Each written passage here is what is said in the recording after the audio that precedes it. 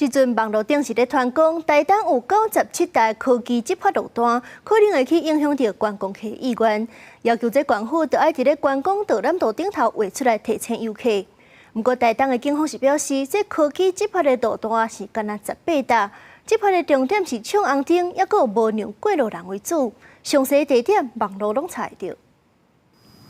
天气愈来愈好，台东县也要进入观光旺季。即马网络顶伫咧传讲，台东县的科技执法科系伤多，有97个，互游客较无想要来。不过警方讲，科技执法的路段只敢若18个，大部分拢伫咧市区，而且拢有彩牌啊警告。因为游客讲，科技执法是有必要，不过若伤多，确实困扰。那目前我们会针对依肇事路口常见的一个交通违规来做取缔。那目前台东县主要还是以闯红灯跟未礼让行人的取缔项目较多。科技的话是大家可以遵守规矩，不过因为太严格的话，它就有时候变成跟人民抢钱的味道出来。有民代要求县府伫旅游导览地图顶头，爱提供科技执法的路段资讯，提醒游客。